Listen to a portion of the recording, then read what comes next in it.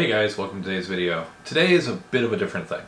So, as I've been going through my model career, 3D printing, all that kind of stuff, fun stuff, you meet people along the way that are also in the hobby. And one of the favorite people that I work with a lot is Joe Hudson. He's the author of Modeling Military Figures. You guys have seen me talk about this book before and kind of show off a little bit. But I had the opportunity to sit down with Joe for about 30 minutes and just chat about paint, applying the 3D models, his interest in the hobby. And that's what today's video is. You guys are going to get to see that sit down between me and him as we talk about painting and all that kind of stuff. So I hope you guys enjoy. Let's hop over and let's take a look at what he had to say.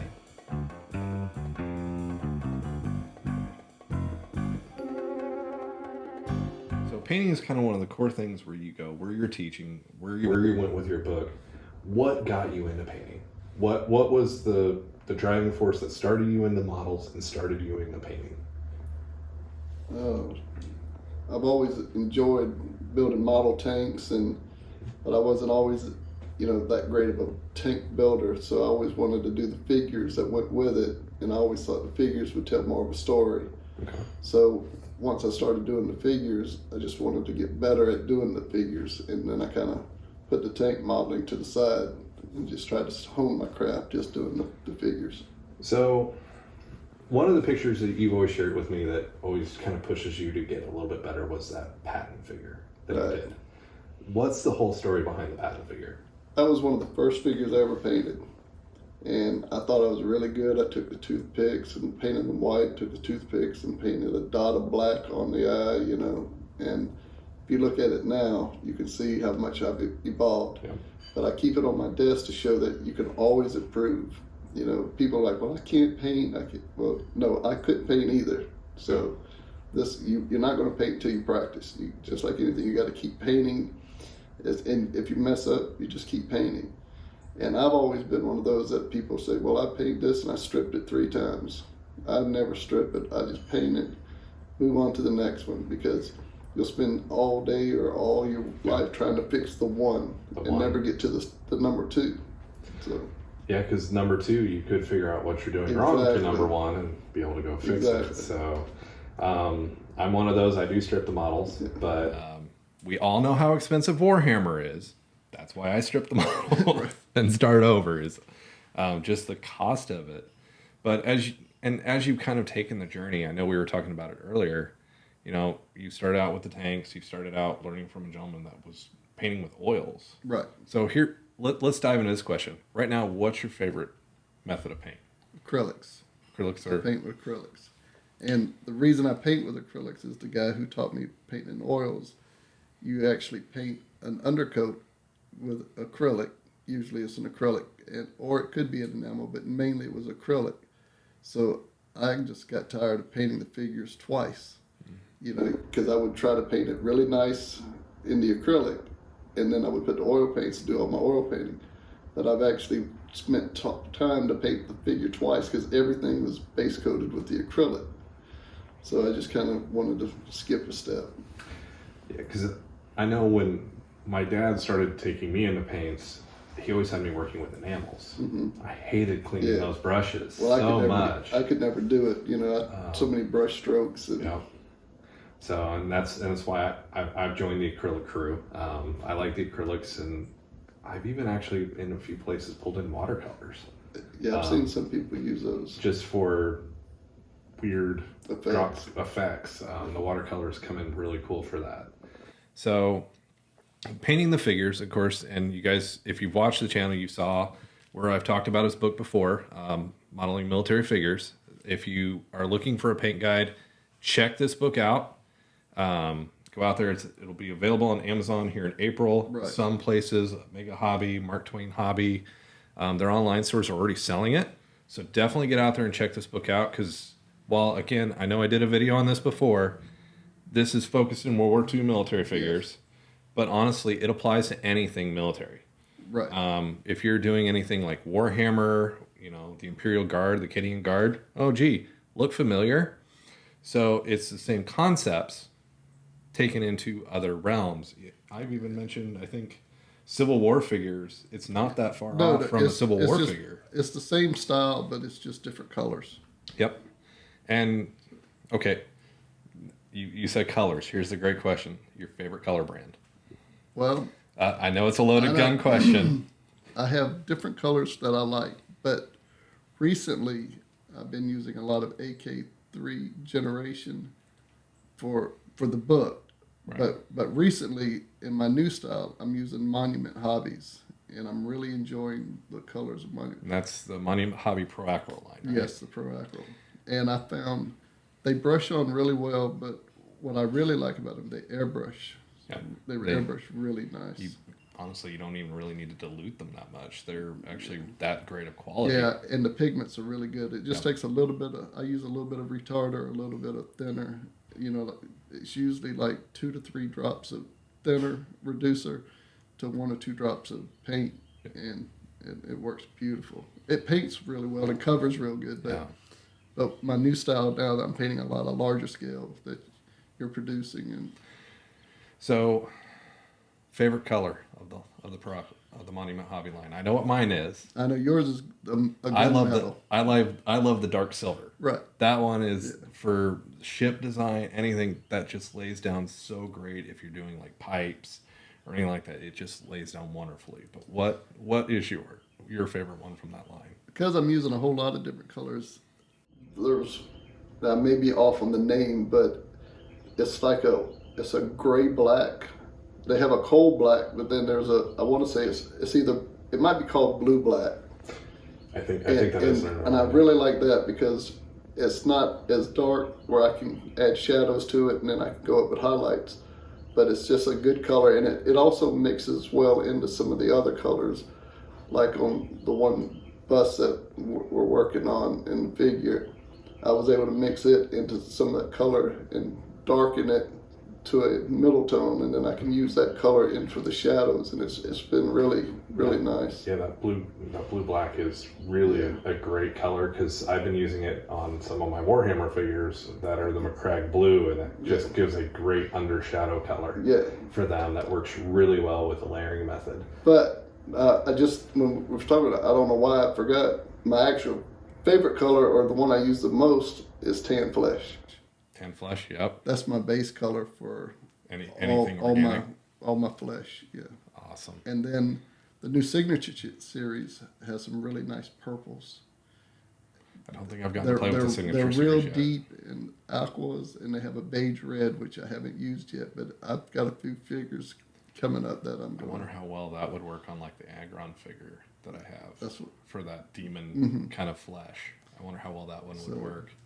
I don't have that one. Oh well. So Monument Hobbies, AK. Scale 75 is good. When I first started, I was using a lot of Vallejos. And Vallejos I still use a lot of. And Andrea has a really good blue sets because somebody just starting, you can use their blue, and it has 6 colors for base color highlights and all, but I never use them straight in order, I mix them and stuff. But what I like about that is especially when I was doing Napoleonics, you want that dark blue without a sheen, and so those were really good. So, favorite primer? My favorite primer is not a primer. I've used all kind of different primers, but it all comes back to, I take Tamiya XF19 Sky Gray, and I airbrush it on everything I do. And guys, just so you know, everything we're talking about is in this book. So one thing I do want to get right at this point is, where can they find your work? Where can they find and follow you on social media and different things like that? I'm on. I know you're on Instagram, and I have a page on Facebook, and I'm always one of those that I don't even know the name of it. I made a page so that my wife could show people. She wanted a place to show. So it's actually Joe's Historical and Fantasy World of Miniatures. And your tag on Instagram is Highlander 242. 242. So guys, go out in there and give him a follow, especially if you want to see more painting techniques. which hopefully we'll be doing some painting together. Yep. Is kind of the plan Online. to the channel. In basically the same mode, you guys will see us and our desk, and he'll probably be teaching me because he knows better than me. But I'm painting good prints. Yes. So it's kind of one of those things. You guys will see both of us working together on making prints and models, because a lot of times I'll print it, he paints it. You paint mostly the organic stuff. Right. Like the starships and stuff, that's me, guys. That's all me. That's not me. That doesn't interest him, which I don't blame you. It can get very monotonous with the starships. So different techniques and everything else. Different techniques, and that's a great point. Like, I find mechanical very easy. I relish mechanical. And you brought up that tank story, that the tanks just weren't coming out well. Right. And that's always a drawback for me, because I want that tank commander sitting out of the top of the tank pointing, but that was always the part of the model that looked worse for me. Was I could never get that figure to look right. And that's where the book is really a great reference point of making that figure pull into, if you're like me that can do mechanical really well, that this teaches you how to make that organic component join back in. And I know for you, organic is more fun. Yeah. It's more interesting. To me, it's like you're bringing something to life. Yep. Where, I have nothing against tanks and airplanes, but the average person, if I brought my wife in and my wife, I'm just using her as an example because she's pretty up to date on all of that stuff. But if you put in 5 Shermans and somebody put, 1,000 hours on one with all this photo etch, and another one just builds it straight out of the box, and you brought the average person, they look at it and they say, there's two tanks. Yeah. But if you put a figure, it could be a MP, or it could be a Spider-Man, it will appeal to somebody who can relate to, they see, Well, that was one of the sections of the book that really was one of the favorite ones that I saw that you did, was the MPs with the Jeep. Right. That was one of my favorite, because you brought to life the Jeep, and I know it's in here somewhere, but guess what? You have to go buy the book to see it. But you did the organic with the MPs, but you also brought the Willie Jeep to life with the bottles in the back and all the different crates and just the terrain. And I know the Willie was really just more a diorama piece where the central focus was your figures. But just even your work on the Jeep, I mean, that was just deliberately ornate. And, thanks. And really kind of just one of my favorite. Honestly, the Jeep one is my favorite. I'm going to straight out say it. Even with the building with the bricks and the German soldiers taking the propaganda photos, I mean, that just stood out with all the detail. Not just the detail to the troopers, but also the detail of the brickwork and everything that you took into it. Just really popped. But it didn't detract from the focus was the figures. Yeah. And that's kind of a really cool piece to bring into effect. Well, see, I don't know any difference. So like when I paint those, I'm painting them as I paint a figure. I try to put a highlight and a shadow on them, just like, so I mean, I kind of approach it the same way. There's people that use a whole lot different techniques and all, but if you look in the book, my friend and I, who started years and years ago, Rick Hill, it's funny, I sent him a book and I signed it to him, and I was like, who would have thought, him and I, that I would have wrote a book, because we used to sit for hours and look at other people's books and flyers and, thinking, because when we first started painting figures, the way we got our figures is we painted it black, and then we took a color called polyester desert pink, and we dry brushed it all over the face. So you got highlights and you got the shadows, but we also got burnt figures. They look like burnt figures. So we said, well, instead of using black, let's use brown. And they looked a little better, but that was how we originally started. And then, of course, I told you I got the painting lessons from Bob. But when I did the book, I did it the way I wanted, because we didn't have the internet and all back in the day.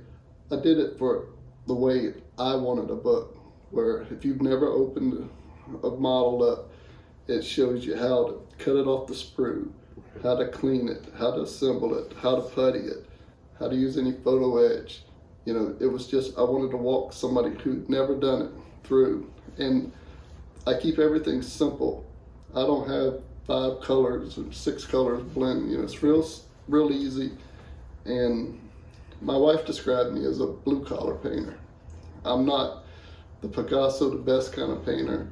I'm not the worst kind of painter. I'm the guy that anybody who wants to paint like me could do this way. Well, and it's one of those things, you and I first encountered each other because of miniature market. Yeah. You were teaching your first painting class. Yep. And my wife convinced me to go just for kind of a fun afternoon outing, and that now we're just getting in trouble every day together. Exactly. Yeah, So, daily chats. Yep. New models, all kinds of stuff coming out. So if you had someone that had just bought your book, just bought their first model kit, what word of advice would you give them? Well, if you were going to start, the first thing I would invest in a good figure. You don't have to spend up. Tamiya's making a lot of really nice, I guess they were 3D and they're printed now, but they're really good quality figures. Or, you know, get a 3D print, but something that you want to paint. The second thing is good paintbrushes. And I use Scale 75 and Zim paintbrushes. Scale 75 has 2 that I like to use, but Zim has so many that I use all the time. Well, and you have a Tamiya one too. That's Yeah. Yeah, And the then, Tamiya. and then the Tamiya Pro.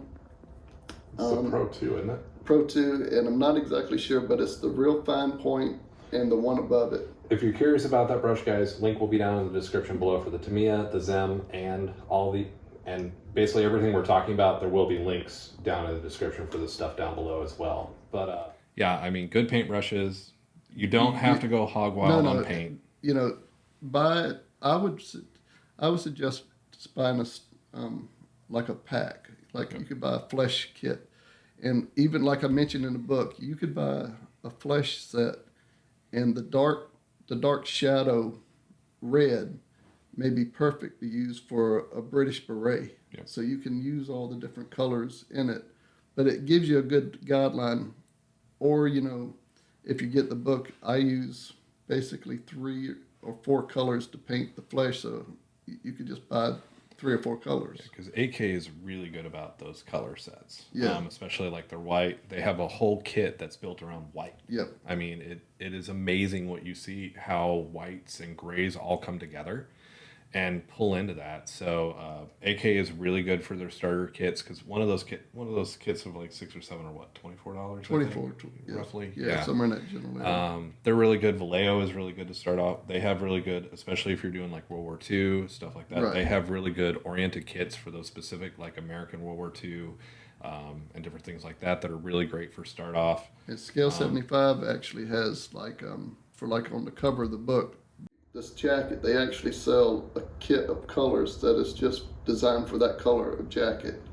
You know, so now I know your AK Scale 75. What's your opinion of Citadel?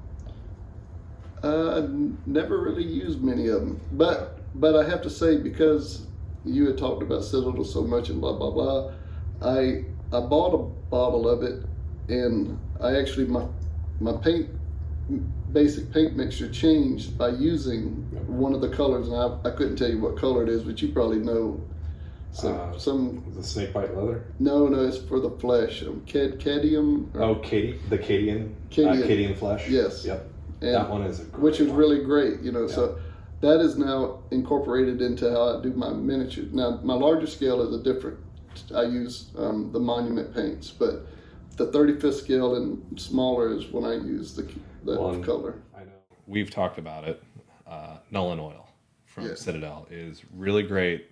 It used to be really good until they changed the formula recently. I haven't bought any new stuff.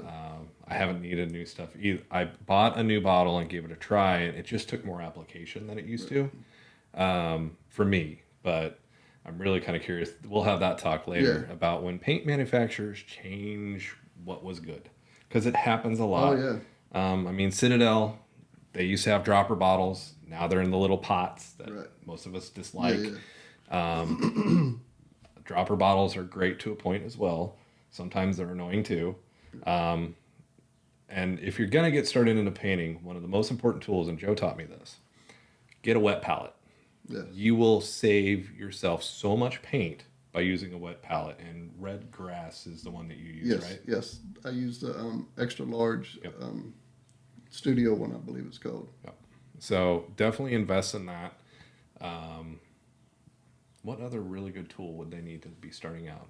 Good pair of snippers. Good snippers. Redgrass has great set of snippers. They're expensive, but I mean they cut plastic like butter. I mean, it keeps the cleanup to a minimum. An X-Acto knife probably. You for definitely have cleanup. an X-Acto knife. Now I use a mold line remover more than I use an X-Acto knife, but that's I just use- because me and sharp objects don't get along. That's where the mold line remover. I don't cut my hand as much. That's why I like the mold line remover. And if you are using an X-Acto knife, I use the back of the blade and do the Yep. scraping. You know. And always cut away from yourself. You see it a lot of people. People are scraping towards themselves. I try to scrape away so I don't, stab myself. But some people, they just need some models. You just have to cut inward. I'm a to-me type of guy and thumb on it, and I have cut my thumbs a lot. So Well, and it's not recommended. what I've learned about that is a thimble. Yeah. I put a thimble on my thumb. That way I'm cutting into the thimble and not cutting myself. So it is a really kind of, while it's for sewing, it has paid off for me. I've never tried it. It's worth a shot. But I do have a thing too, a word of warning. When I paint, I like to paint up close. And when I'm painting here, whatever, I like to put the paintbrush in my mouth and I'll do this. But sometimes when I'm scraping, I forget and I put the knife in my mouth, and one of these times I forgot about it and I said, oh, it's metal, and I opened my mouth instead of taking it, and it went straight down into the leg. So if you ever get a good cut like that, a little bit of super glue will take care of that. But I don't suggest putting your knives in your mouth. Magnifiers, especially if you want to do. Optivisors. And the I always started with the Optivisor, but then you gave me a set of the I gave you I think it's Yogashi. yeah, the glasses with the light, and that really helps. The light helps a ton. When you're really up close. Because a lot of times when you're painting, you want to try to have the paint like you're coming from a light source, so you're actually getting shadows and everything. And what tends to happen is when you bring it in close, you're not seeing your light. You're blocking this. This actually has a light on there, so you actually retain your shadows as you pull it in closer and are magnifying. But the other cool thing about the Yogishi, I think they're Yogishi. Link for this will be down in the description down below. But it has 5 sets of lenses that are strong. Each one is stronger than the other. You just pop it off and pop it on. And what I like about it is I can have that on, and then I can put my glasses on. Right. So it's not It's not something sitting on it. I have the magnifier sitting, and my glasses sit on top of it. So I've got everything I need because I can't. Yeah. I mean, you're in the same boat I am. I can't see when it gets that close. I can't even see us here without the glasses. So magnifiers can be really important, especially if you're doing when you're going down to 28 and 35 millimeter. Unfortunately, when I'm painting a head this big, I still got the glasses on. A lot of times you see me, especially if I'm doing a starship, I don't have it on, unless I'm doing something really, really detailed. But it's definitely a good tool to have, especially if you want to get into miniature. Now, if you're doing like 170, 148 tanks or something, you probably don't need them to start, but it does come in really handy, especially if you're really trying to pull into that. My thing is when I'm airbrushing, even though it's away, sometimes I have to get in, and so that's why I always have it on regardless. Speaking of airbrushes, I think we both agree the Sotar 2020 that's my favorite. is a big hit. But if you're just getting into the hobby, I recommend starting off with a master, because you can get a master and a compressor and 2 airbrushes for like $130 to really kind of start out and learn if it's something that you want. Because there's some people, they just don't want to airbrush. They want it. Everybody's like, I don't want to clean it. Well, basically, you're breaking me of the habit of I would avoid airbrushing because I didn't want to have to do all the work on the airbrush. But now I'm figuring out it's just like dipping my brush in the thing. It takes a couple moments, clean it out, and move on. The one thing I do is I used to think I had to fill the cup up no matter what I was doing, I had to mix up enough to fill the cup up. Now, when I paint, it's 1 or 2 drops of paint, you know, and I'm working on a 12-inch figure, and I probably used a total, just for the base coat, probably, you know, 8 or 9 drops of paint with the drop, because it's so thin. Yep. You know, you're just airbrushing and it covers, and then I'll go back in with shadows and highlights and add more. But before, I would have filled up a 2 or 3 cups of this shit, and it would be so thick, you know. And then you've got the excess you got to deal with. Exactly. And all that. See, and then you have to really clean your airbrush, because you've got a ton of. Now, you 1 or 2 drops, you can just, when you finish, you just squirt a little bit of thinner in it, blow it out, and then you can move to the next color. That's kind of the difference between the ship models. I'm figuring out I use the Badger 105 when I'm doing a lot of the ship. Right. It's got a bigger pot, but I also use empty dropper bottles, and I'll mix the paint in the dropper bottle, and then I'll keep filling my airbrush as I go, because I need a larger batch, because I'm going down doing an entire ship in a flat surface, because those ships are like 1/1000. You know, they're big. Mm-hmm. So that's why the Badger 105 has kind of become my best friend. Because it holds more than the Sotar. The Sotar is meant for detail. The Badger 105 is meant for coverage. Yeah, my workhorse for if I was going to do a tank and stuff is the Evolution. I've got an Evolution harder Steinbeck, I believe it's called. Okay. And it's an Evolution. It's a Germany airbrush, but it came with 2 different size needles, and it really is. It's really a good. I've tried to do some detail work. I can't really, and it's probably just user error, but I just can't get it as well as I do with the Sotar. And the Sotar I've learned to manage, and I like on the Sotar it's got the trigger brake on the back, so you know you're not. Did you install the coupler with the pressure as well? I know we talked about it, where it's got the little dial. You can actually turn the pressure down. Oh, at the quick yeah, coupler. I did for the. Yeah. That thing is so nice. Yeah, because before that I just turned the airbrush off, and then and then air was flying all over the place. Well, and just the fact to turn down the pressure, you got to reach down and get to the compressor and turn it down. Where I'm turning this in a little knob. Stick tuned for a video on that one, guys, because that will be coming out. But we are kind of hitting time here, so final thoughts. Of course, go check out his book, because it's awesome, and I've already picked up at least 7 new concepts myself. Yes. But also, Joe, you will be seeing him quite a bit more on the channel, hopefully, here as we keep going and getting more models, and especially as we dip into anything organic, you can bet he'll be popping on for consultations. Glad to help. But final thoughts, anybody in the hobby, what's your imparting piece of wisdom for them? Enjoy it. Have fun. You know, as you know, I had a health problem back in August, and after that, I realized how precious life is, and so now every day I just enjoy the hobby. You just go down, paint. If you do good, you do good. If you don't do good, just enjoy it. You know, you got tomorrow to paint better, but always enjoy today, because you're not sure, you know, if you're not going to have tomorrow. Because we always have bad days painting, we have good days painting, and but just be thankful you're painting. Yep, definitely. And always kind of keep that one thing to keep in mind that I tell a lot of people too is when you're happy with your model, it's done. Yeah. Don't. Yeah, you could spend years nitpicking. Yep. You just got to get to the point, you know, move on to the next one. That's one thing I know it. That and I know we have to go, but one of the reasons I switched with oils is oils take forever to dry. So I would spend 3, 4, 5 hours painting a figure's face, just the face. This, and then it's like, oh, I could do this, I could do this, I could do this. And then before you know it, I've got a mess, you know, because I've been blending. So when I switched to acrylics, I put a clock. I could paint for 45 minutes, and that was it. Wow. When the 45 minutes got to the face was done. I just had to move on. Wow. It may not have been pretty, but I had to move on. So then I started learning, okay, start doing this, and then move on. And then I got a little bit faster. I'm still a slow painter, but I got faster, and I didn't get stuck on just spending hours and hours and hours on painting the face and still not happy with it. Now it's just like, do what you got to do, move to the next thing.